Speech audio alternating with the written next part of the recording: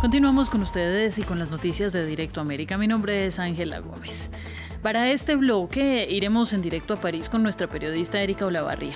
Con ella conversaremos, entre otros temas, sobre la decisión de la justicia que bloqueó la obra de construcción de una nueva autopista en el sur de Francia.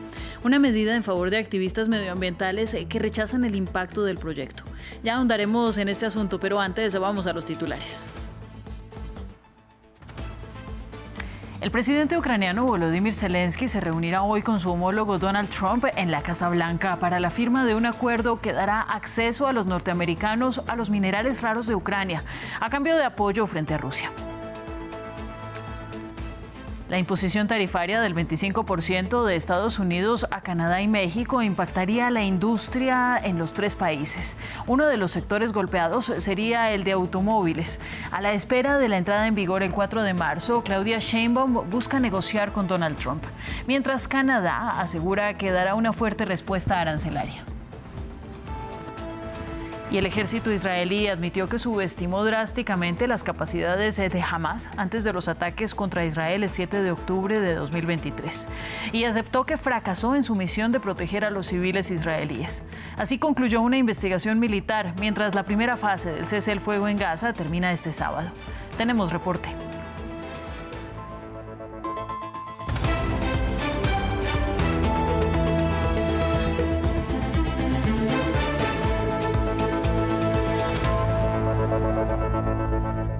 Es un gusto estar con ustedes y vamos a dar inicio a las noticias. Lo haremos en Washington, a donde llegará hoy el presidente de Ucrania, Volodymyr Zelensky, para reunirse con el presidente Donald Trump y lograr la firma de un acuerdo sobre minerales raros en el país europeo.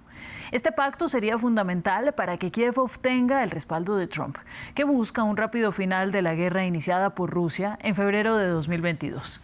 Según un borrador del acuerdo, Estados Unidos obtendría acceso a los recursos minerales de Ucrania, mientras que Kiev espera garantías de seguridad a cambio. Sin embargo, en este borrador no se establecen tales garantías. Veamos.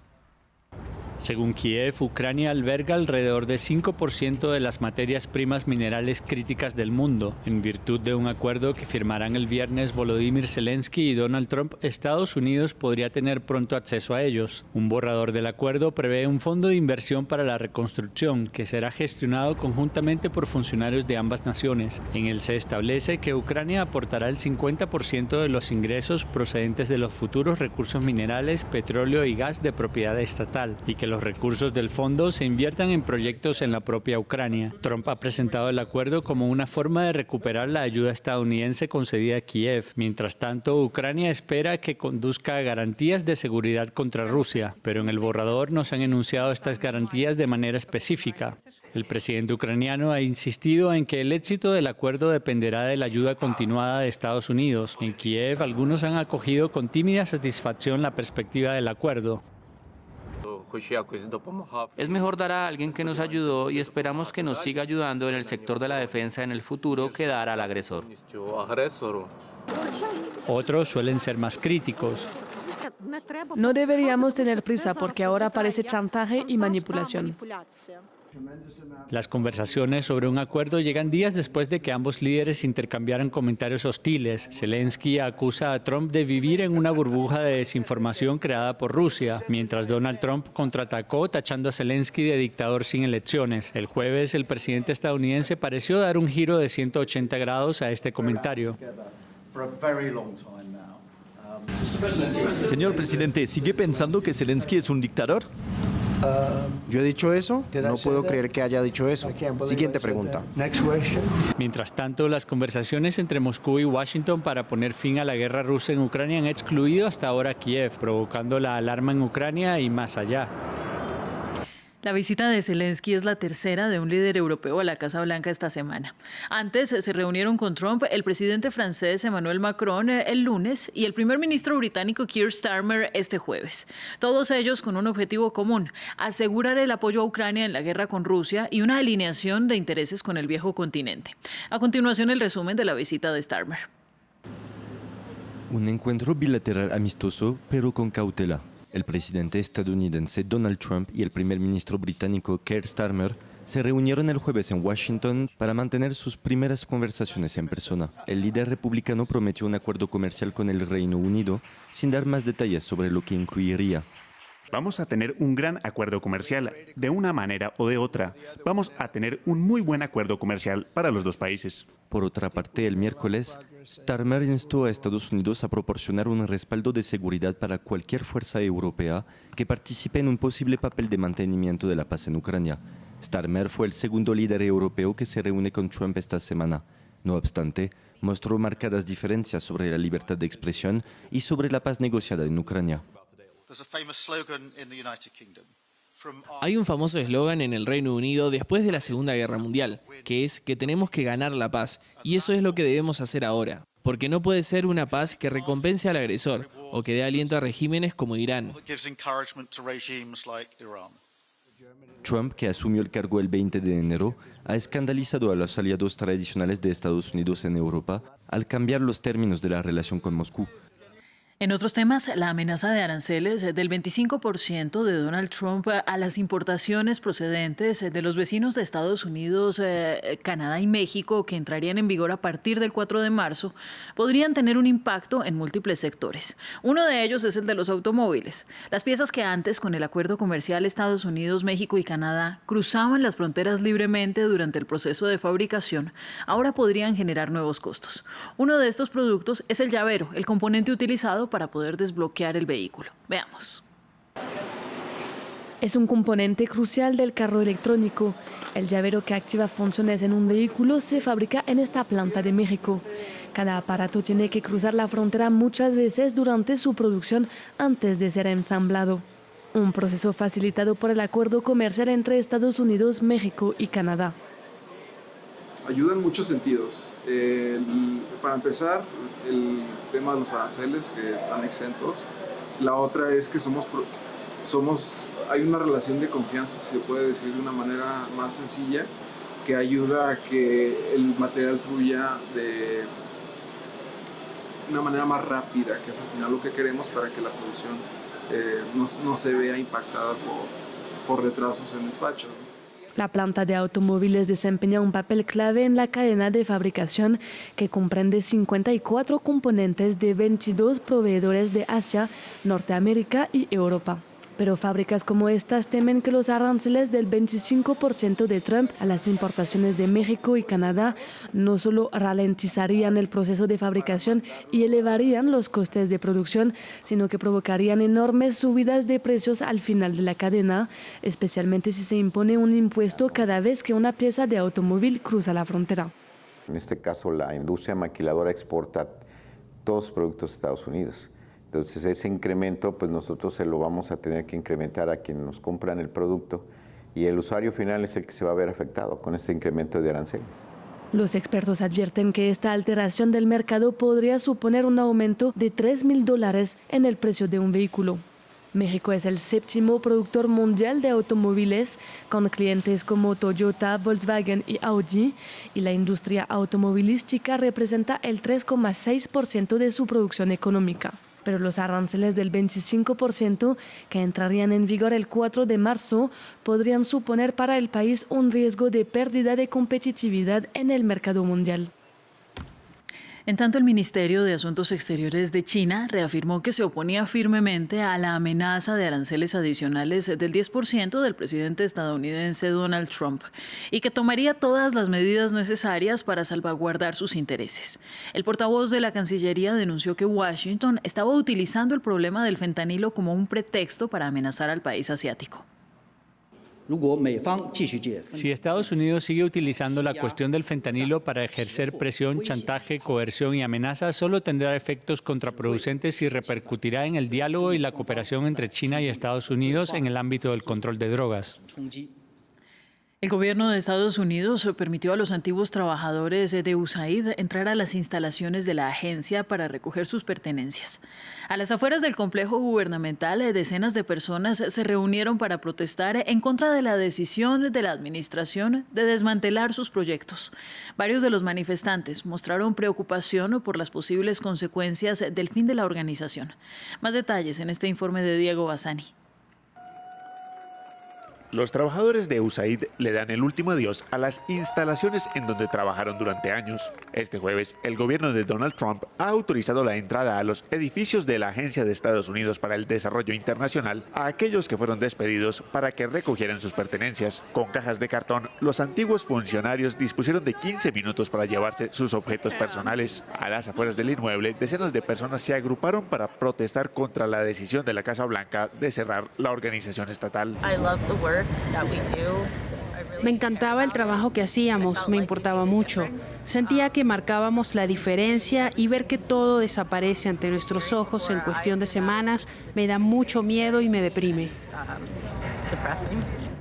Varios de los antiguos empleados se muestran preocupados por haber dejado a medias cientos de proyectos de cooperación a lo largo del mundo. Me preocupa la gente que lleva tantos días sin comida, sin medicinas, sin la ayuda humanitaria que les prometimos. Mi esperanza es que no se abandone el trabajo por completo. Durante los primeros días de su segundo periodo presidencial, Donald Trump ordenó pausar por 90 días toda la ayuda que Estados Unidos proporcionaba a países en el extranjero. El presidente ordenó al denominado Departamento de Eficiencia Gubernamental, dirigido por el multimillonario Elon Musk, para que desmantelara USAID e hiciera grandes recortes de personal en el Estado. Según la Asociación del Servicio Exterior, para esta semana únicamente quedaban 600 personas trabajando para USAID en territorio estadounidense. Se estima que a comienzos de 2025 la agencia tenía alrededor de 3.500 trabajadores. Vamos a otras noticias. Una investigación militar en Israel concluyó que el ejército subestimó drásticamente las capacidades de Hamas antes de sus ataques contra el 7 de octubre de 2023 y fracasó en su misión de proteger a los civiles israelíes.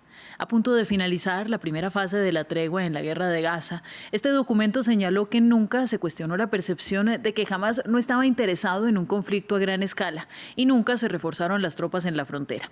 Sobre este tema vamos a conversar con nuestro corresponsal para Israel y los territorios palestinos, Federico Cueva Barberena. Buen día para ti, Federico. ¿Cómo se analiza en Israel este informe del ejército reconociendo un fracaso del 7 de octubre?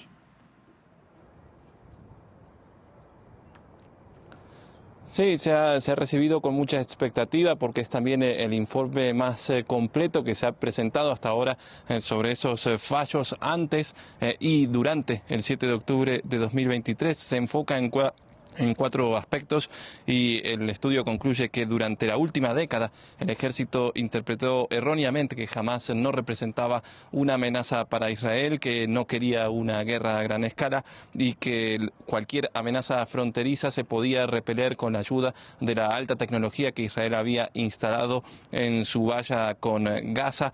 También que la inteligencia militar, pese a recibir información sobre posibles planes de ataque de Hamas durante años, los minimizó por considerarlos irrealizables o poco realistas y que no hubo visiones que contradijeran este pensamiento, y que también en las horas previas al 7 de octubre se identificaron 5 señales de actividad inusual de Hamas, pero se desestimó la posibilidad de que un ataque fuera inminente. Con todo esto, entonces, el 7 de octubre admite el ejército israelí que falló en proteger a los civiles, en parte por esta cadena de errores y también por que tardó horas en tener una imagen clara de la gravedad de ese ataque, y también admite el ejército en este reporte que en algunos casos aplicó la controvertida directiva Aníbal, que permite al ejército tomar medidas drásticas para evitar la toma de rehenes, incluyendo atacar a los propios israelíes. Este extenso informe no aborda las decisiones políticas, pero pone presión sobre el primer ministro Benjamin Netanyahu,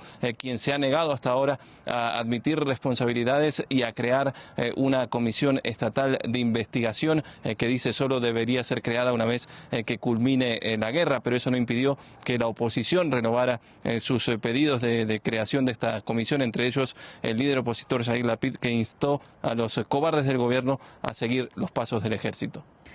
En este ambiente político, mañana se termina la primera fase del cese el fuego en Gaza. ¿Cuáles son los escenarios posibles a los que nos enfrentamos? Sí, estamos en un momento de incógnita porque la fase 1 de esta tregua culmina, como bien señalaban, mañana y ni los mediadores ni las partes han expresado qué es lo que pasará después. Por eso Egipto ha informado que se están llevando a cabo diálogos intensivos y se espera que continúen durante el fin de semana sobre los próximos pasos y también sobre cómo mejorar la entrada de la ayuda humanitaria a Gaza. Según informaron dos fuentes egipcias a Reuters, la delegación israelí que llegó anoche al Cairo 3 semanas más tarde de lo que estaba previsto en el acuerdo, propone extender la fase 1 de la tregua por 6 semanas. Se entiende que esto permitiría que la tregua se continúe durante el mes sagrado musulmán del Ramadán, con intercambios adicionales de rehenes israelíes por prisioneros palestinos, sin que Israel tenga que acceder a esa fase 2 que incluiría el retiro de sus tropas y un cese al fuego permanente. Una pista de esta postura fue comunicada ayer por un alto funcionario israelí que indicó que las tropas israelíes no abandonarán el corredor Filadelfia entre Egipto y Gaza el día 50 de la tregua, como estaba previsto en el acuerdo. Por eso Hamás lo calificó de una clara violación de lo firmado y hoy también ha reiterado su compromiso a continuar con la tregua y ha llamado a la comunidad internacional a presionar a Israel para avanzar a esa fase 2 sin dilaciones ni maniobras. Entiende Hamás que no puede avanzar o que no aceptaría, mejor dicho, continuar con esta fase 1 sin que haya un compromiso de acceder a la fase 2, porque también implicaría para Hamás, si hay liberaciones adicionales de rehenes, entregar la que es su última o su gran carta negociadora con Israel. Federico, yo te agradezco como todos los días por actualizarnos sobre lo que sucede en Oriente Medio. Vamos ahora a cambiar de tema. El Papa Francisco cumple 2 semanas hospitalizado en el Centro Gemelli de Roma y el Vaticano informa que pasó una noche tranquila. El pontífice de 88 años continúa descansando mientras se recupera de una neumonía doble con múltiples complicaciones desde que fue ingresado inicialmente con una bronquitis. Francisco, que es papa desde 2013, ha sufrido varios episodios de mala salud en los últimos 2 años. Es propenso a infecciones pulmonares porque desarrolló una pleuresía cuando era un adulto joven y le extirparon parte de un pulmón.